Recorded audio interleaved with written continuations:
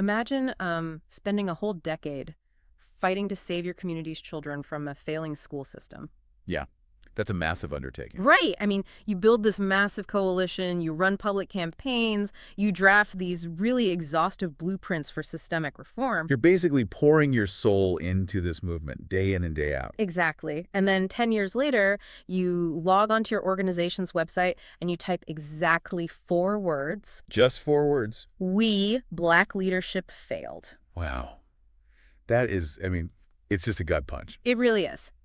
So welcome to this deep dive. Today we are looking at how a grassroots movement that was, so perfectly designed ended in such devastating self-accountability.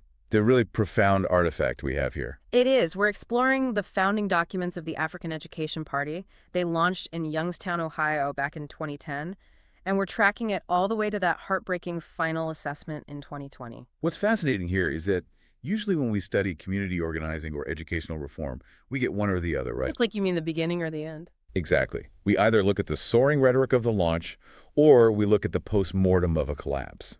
But rarely do we get a single living document that serves as both the starting line and the finish line. Yeah, that's a really good point. This text captures the immense scale of a systemic problem, the architecture of their proposed solution, and ultimately a pretty brutal reckoning with reality. Okay, let's unpack this. I want to start by really grounding us in the physical reality of December 4th, 2010. Right, the launch day. Yeah.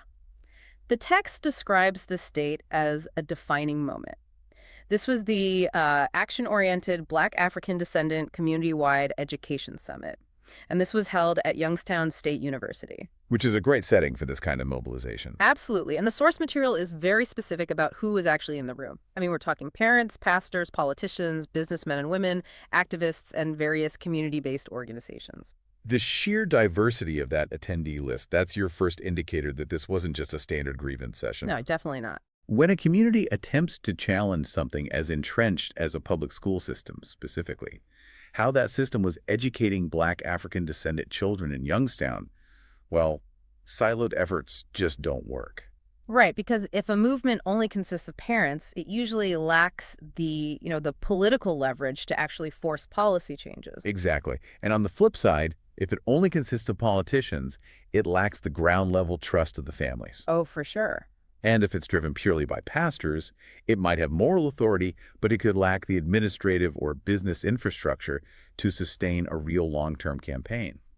So by pulling all these factions into one room, they were attempting to construct this holistic mechanism, something capable of matching the immense scale of the public school bureaucracy. That's a great way to put it. But, I've observed a lot of community town halls, and the friction point is almost always the transition from venting to action. Oh, absolutely. It's the hardest part. Right. People step up to a microphone, they list very valid, agonizing grievances about their schools or their neighborhoods, and the room applauds to validate that pain. And then everyone goes home. Yeah, and the structural problems remain completely untouched. Exactly. But the authors of this document knew that. They explicitly wrote, what made this Black Community Education Summit different was that it was designed to be action-oriented, starting on the day of the summit. But declaring something action-oriented doesn't magically make it so, Right. So how did they actually engineer accountability in that room? Like, what was the mechanism? Well, it used a binding mechanism, which they call the community action ballot. Okay, a ballot. Yeah, because talk is cheap, and venting is emotionally satisfying in the short term, but it just dissipates. Yeah. What the summit did was trap the emotional energy of the room and immediately convert it into a structural commitment. So before anyone left Youngstown State University that Saturday, they had to cast a ballot. Right. And they weren't voting for a charismatic leader to take the wheel. They were voting to commit themselves to a specific set of actions. The numbers in the text are really striking, too. It notes that 45 organizations or individuals cast ballots that day. That's a huge coalition. It is. But it goes further to clarify the scale, stating that these individuals represented hundreds of other community members, spanning from churches all the way down to neighborhood block watches. Which is incredible. If we connect this to the bigger picture, when a representative of a block watch casts a ballot alongside a state politician, you are bridging massive divides in civic power. You really are. It's like they flatten the hierarchy for this one cause. Exactly. That ballot functions as a social contract. When a pastor votes on behalf of their congregation, they are placing their own credibility on the line. Right. They have to go back and answer to their people. Yes. The document talks about relying on synergistic energy. It states, as we synergistically harness our will, skill, and power on behalf of our children, success will follow. So they understood that the community already possessed the necessary components to enact change, right? Yeah, the political will, the professional skills, the sheer numbers, they had all of that. But those components were scattered. And the ballot was the harness. Precisely. It shifted the attendees from passive complainers to active stakeholders with very defined responsibilities. But, harnessing that energy is pretty useless without a specific target. Very true. And when we look at the actual text of this community action ballot, the language they use to define their target is incredibly intense. It really is. It doesn't hold back at all. No, it reveals a community that viewed the school system not just as inefficient, but as actively hostile. Hostile is the exact right word. Here's where it gets really interesting. The first action step demands a collective and collaborative commitment to, quote, rescuing, re-socializing, and re-cleansing the hearts of our community's children and re-educating their minds. Just listen to those verbs. Rescuing. Reclaiming. I mean, you don't use the word rescuing unless you believe someone is in imminent danger. Exactly. That verb entirely reframes the relationship between the community and the institution. How so? Well, if a school is framed as a place of learning, you talk about reforming it. You talk about tweaking the curriculum or improving test scores. Right. But if a school is framed as a site of active harm, you talk about a rescue mission.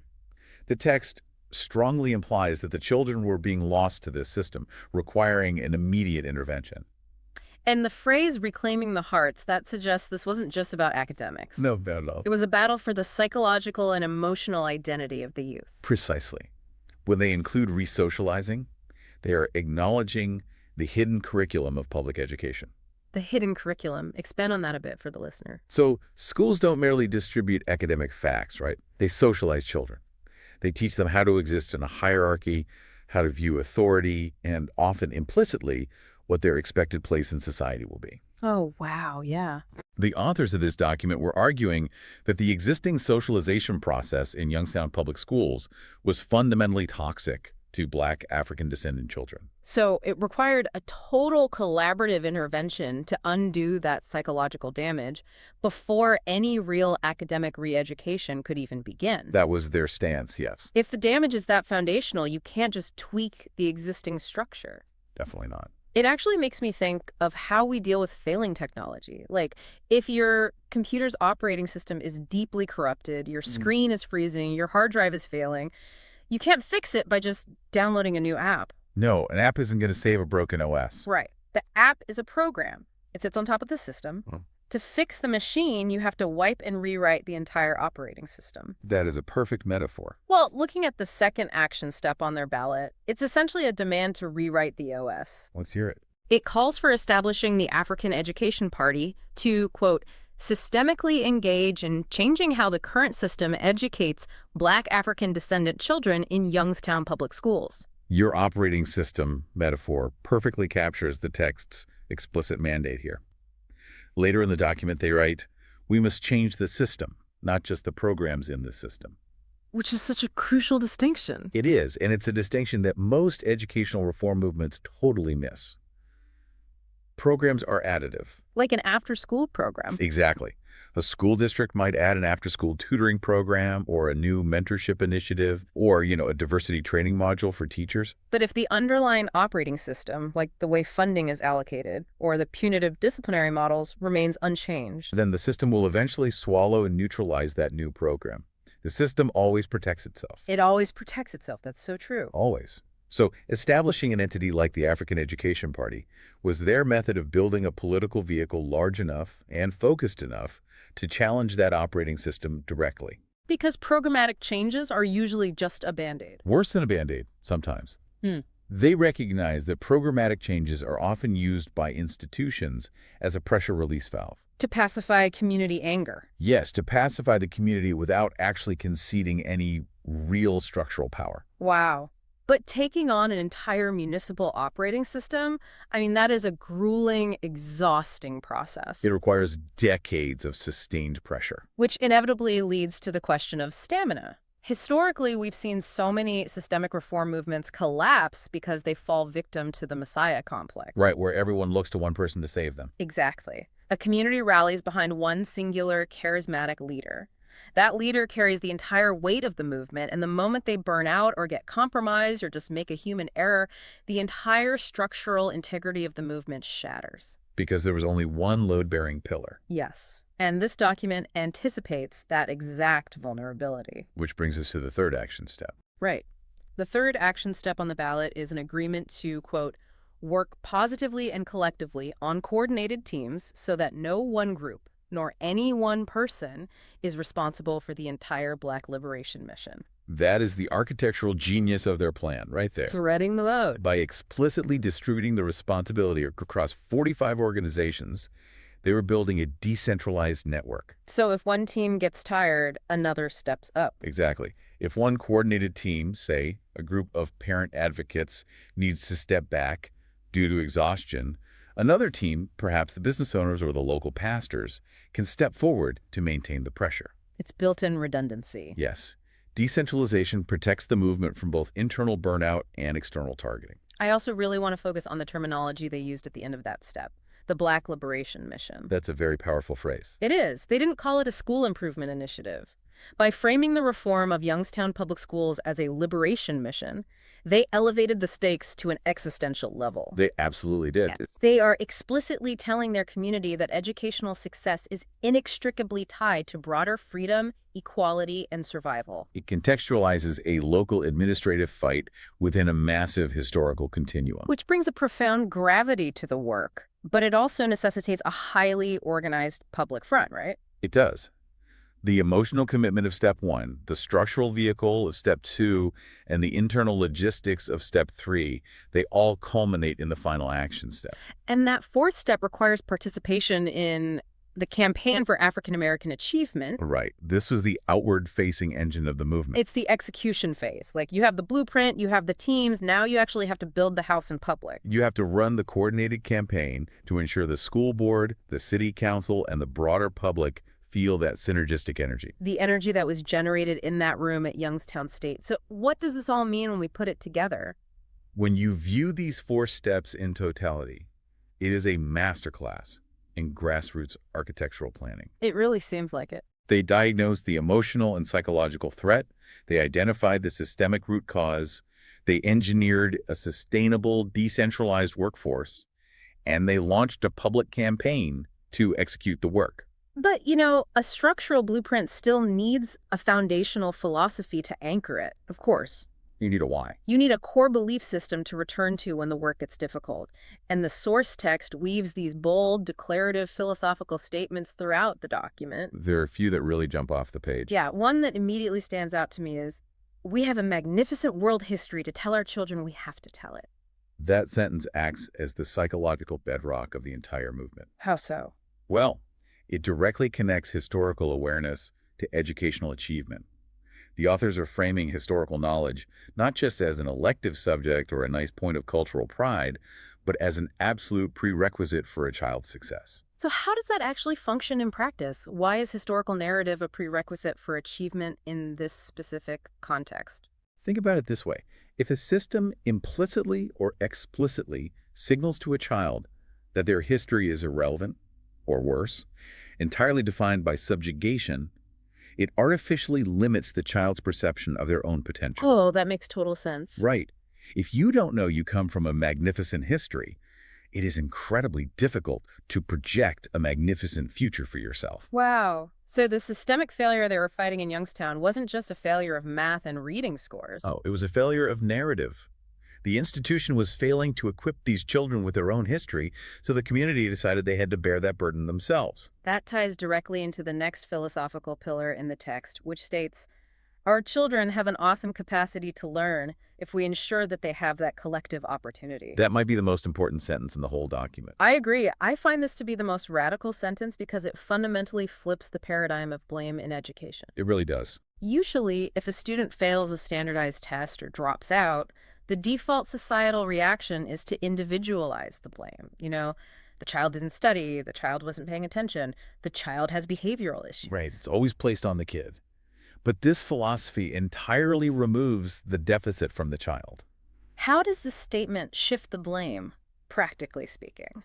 By declaring as an unshakable fact that the children have an awesome capacity to learn, the document forces a logical conclusion. Which is, If the capacity is awesome, and yet the results are failing, the variable is not the child. the variable is the environment. Exactly. It shifts the blame entirely onto the adults, the system, and the community for failing to provide the, quote, collective opportunity necessary for that capacity to flourish. It's an incredibly empowering stance to take for the children. It is. But at the same time, it places an agonizingly heavy burden on the adults in the community. Oh, They are essentially looking in the mirror and saying, if our children fail, it is our fault. and they were very public about taking on that burden. They were. They didn't just hide this philosophy behind an anonymous web forum. They grounded this movement in physical reality. Yes, the contact point. Right. The text lists the organization as Uniting for African American Achievement. It provides a direct phone number, lists Jimma McWilson as the contact, and gives a physical address on Glenwood Ave in Youngstown. Publishing a physical address is an act of extreme vulnerability and real-world accountability. Because anyone could just walk in. Exactly. When you put your name and your physical storefront on a mission with stakes, this high liberation mission, you are planting a flag. You're putting it all on the line. You are telling the residents of Youngstown, we are here. You can walk through our doors and hold us to the terms of this community action ballot. It moves the rhetoric out of the abstract digital space and into the concrete brick-and-mortar reality of the city. It makes it undeniably real. Yeah. Which brings us to the most difficult part of this Oh, analysis. the time jump. Yeah, the 10-year jump. We have spent this time marveling at the architecture of this movement, the synergistic energy of 2010, the binding ballot, the brilliant distinction between systemic and programmatic change. The decentralized structure, the profound philosophy of inherent capacity. It's a perfect blueprint. But how does a movement with such clear goals, with such widespread community buy-in, and such a flawless systemic analysis arrive at this conclusion 10 years later? When you look at the mechanics of systemic change, it often feels like trying to turn a massive cargo ship with a rowboat. That's a really apt visual. You can have a perfectly designed rowboat. You can have 45 organizations rowing in perfect unison. You can have the utmost moral clarity and determination. But the cargo ship, the public school system, the municipal funding structures, the entrenched policies, has millions of tons of historical and bureaucratic inertia. Exactly. Even if you push with everything you have for 10 years, the inertia of the water pushes back. Your cargo ship metaphor highlights the brutal reality of systemic work. It is entirely possible to execute your blueprint perfectly and still be defeated by the sheer mass of the system. And I think that's what we're seeing here. But what is truly remarkable about this 2020 update is the specific phrasing. The way they worded it. Yes, they didn't write, the system was too strong. They didn't write, the politicians lied to us, or the state cut our funding. No, they didn't point fingers outward at all. They put the word "we" in quotation marks, followed by Black leadership. They took the ultimate, most painful form of accountability.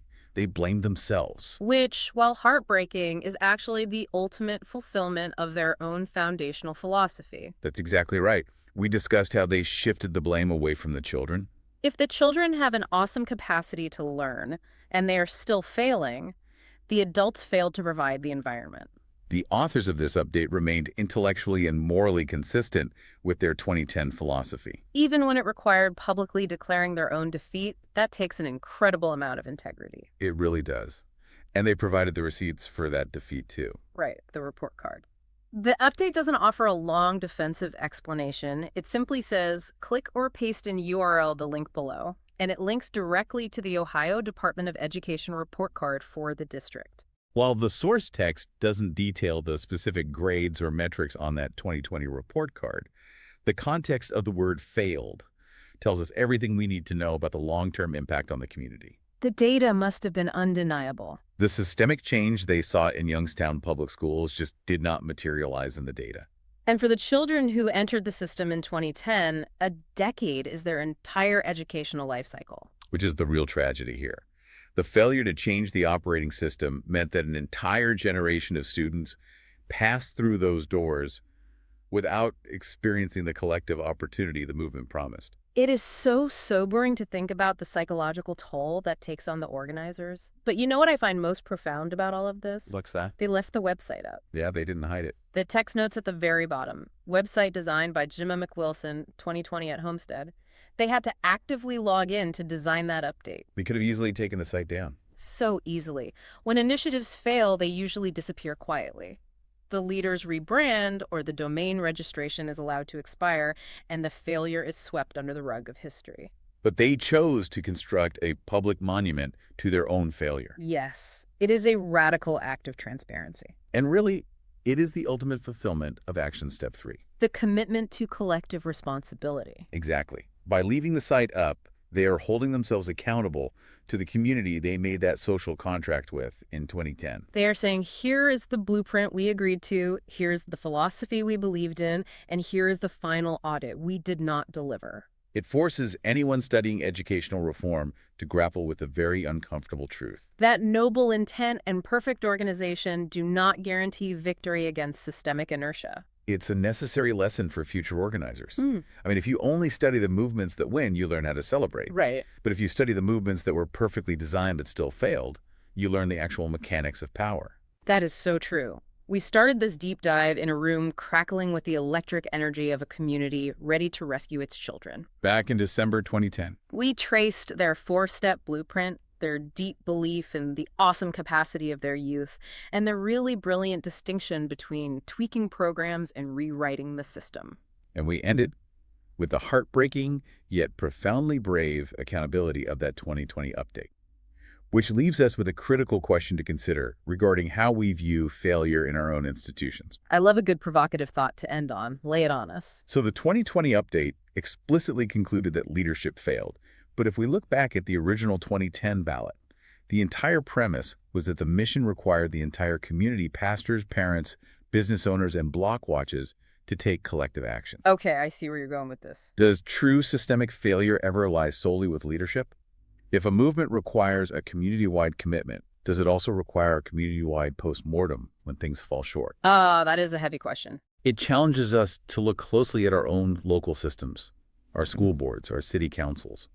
When they implement changes, how long does it take for you to realize if they are just installing new programs or if they are actually changing the system? It requires a level of vigilance and honesty that is exhausting, but as this document shows, absolutely necessary. It really is. So, to everyone listening, keep looking at the blueprints in your own communities. Keep asking those hard questions about where the power actually lies and whether the solutions being offered match the scale of the problems you face. Thanks for joining us on this deep dive.